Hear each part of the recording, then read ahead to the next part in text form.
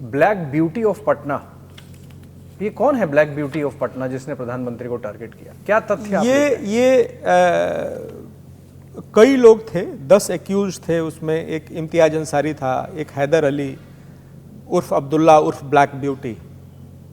तो ये बड़ा स्टाइलिश किस्म का है और सबसे एक्टिव है, सारा कोऑर्डिनेशन वगैरह ब्लैक ब्यूटी का ही है उसमें। ब्लैक ब्यूटी जो बोधगया ब्लास्ट है उसमें भी ये लोग थे। पटना ब्लास्ट में एक अच्छी बात हुई कि इसी बहाने जो बोधगया ब्लास्ट का इन्वेस्टिगेशन चल रहा था उसको भी बल मिला। उसमें भी बहुत सारे तथ्य इसके इन्वेस्टिगेशन के दौरान निकल करके आए। तो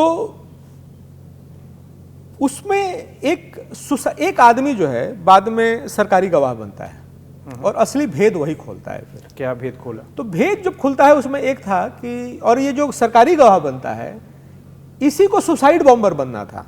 अच्छा जी।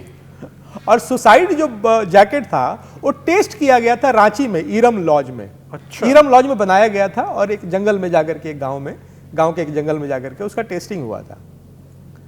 ठीक है। जब सुसाइड बॉम्बिंग टेस्टिंग हो गया और बाद में इसने डिनाई कर दिया, डर गया कि हम सुसाइड बॉम्बर नहीं बनेंगे, तब उनको मोदी जी को मारने के और ऑल्टरनेट्स प्लान पे काम हुआ।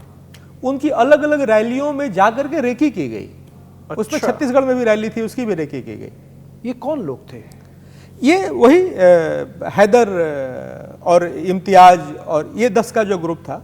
नहीं, इनके संबंध था किसी से? लश्कर तैयबा से, इंडियन मुजाहिदीन से, या पुराने सिमी से, या पीएफआई से? इसमें कई संगठन के नाम आए थे। अच्छा। इसमें इंडियन मुजाहिदीन, मतलब बोधगया ब्लास्ट के ऑपरेटिव्स और पटना ब्लास्ट के ऑपरेटिव्स एक ही थे। अच्छा। तो इंडियन मुजाहिदीन का इसमें नाम आया था।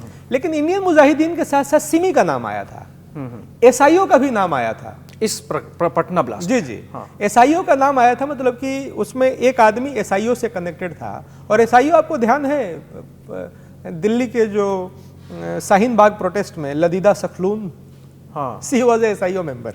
ओह,